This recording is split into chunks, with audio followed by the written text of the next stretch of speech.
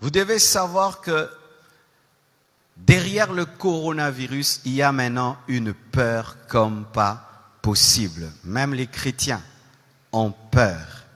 Mais la Bible nous dit ceci. Dans le psaume 91, verset 1 jusqu'au verset 8. Le psaume 91, verset 1 jusqu'au verset 8. Celui qui demeure sous l'abri du Très-Haut repose à l'ombre du Tout-Puissant. Je dis à l'Éternel, mon refuge et ma forteresse, mon Dieu en qui je me confie. Car c'est lui qui te délivre du filet de l'oiseleur, de la peste et de ses ravages. Il te couvrira de ses plumes et tu trouveras un refuge sous ses ailes. Sa fidélité est un bouclier et une cuirasse. Tu ne craindras ni les terreurs de la nuit, ni la flèche qui vole de jour, ni la peste qui marche dans les ténèbres, ni la contagion qui frappe en plein midi. Que 1000 tombent à ton côté et 10 000 à ta droite, tu ne seras point atteint. De tes yeux seulement, tu regarderas et tu verras la rétribution des méchants. La foi, la foi, la foi, pas la peur, la foi, pas la panique, la foi, pas la peur. Le chrétien n'a pas peur de la mort. S'il meurt, il va au ciel. S'il vit, il prêche l'évangile. S'il meurt, il va dans les paradis. S'il vit, il adore Jésus. S'il meurt, il va dans la nouvelle Jérusalem céleste. S'il meurt, il va au paradis. Et s'il vit, il prêche l'évangile. Que je vive, que je meure, c'est bon. Que je vive, que je meure, c'est bon. Je vis, je vous prêche. Je meurs, je vois Jésus. Je vis, j'enseigne. Je meurs, je rentre auprès de papa.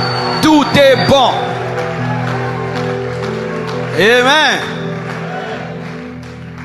Ce ne serait pas normal que pendant que le païen a peur, le chrétien a peur. Dieu nous promet sa protection dans les épidémies.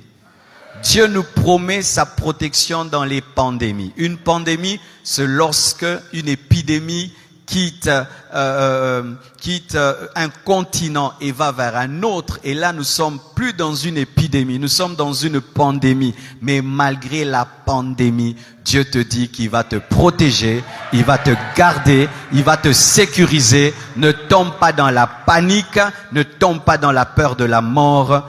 Dieu te protège. Amen.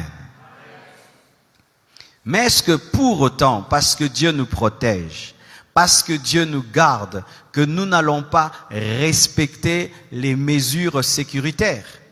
Est-ce que parce que Dieu nous garde, parce que Dieu nous protège, que nous allons continuer à nous saluer et mettre les mains sur nos bouches?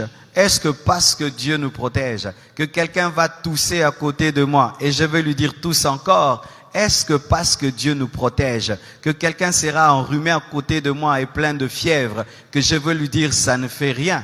Non. L'équilibre. Je n'ai pas peur de la mort. Je n'ai pas peur de la maladie, mais je ne dois pas tenter Dieu.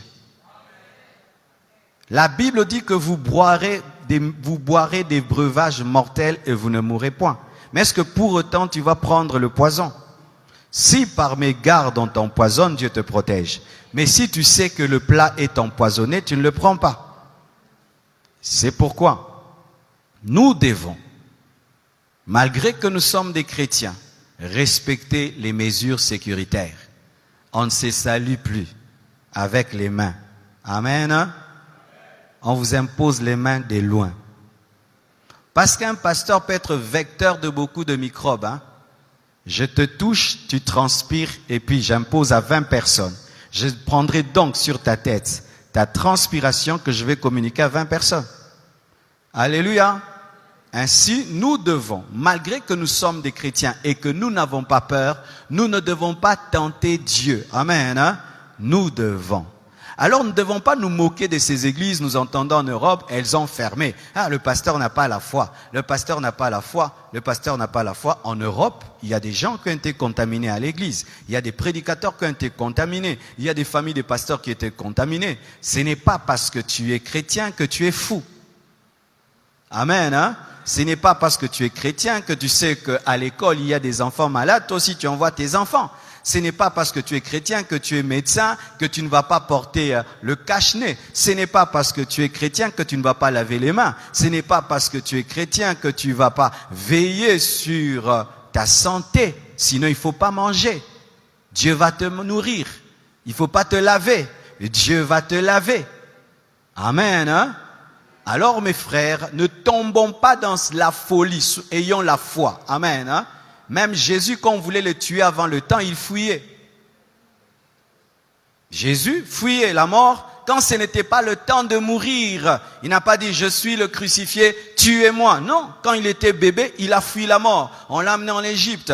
Chaque fois qu'on voulait le tuer avant le temps de Dieu, Jésus évitait, il fuyait. Mais quand le temps est venu, il a accepté la mort. Et la Bible dit ceci, soyez simples comme des colombes, prudent comme le serpent. Donc, si demain on nous dit qu'il faut respecter un maître, tu respectes un maître. Amen. Hein? Si demain on dit, maintenant il y a des millions de personnes, même au Congo, les églises ferment, on ferme. Fermer l'église, ce n'est pas fermer la foi. Fermer un bâtiment, ce n'est pas fermer l'église, parce que l'église n'est pas un bâtiment. Je vais venir là. Amen. Hein? Parce qu'il y a des gens qui, au nom de la foi, ils vont aller tenter Dieu et Dieu va leur prouver ce verset de Matthieu 4, versets 5 à 6.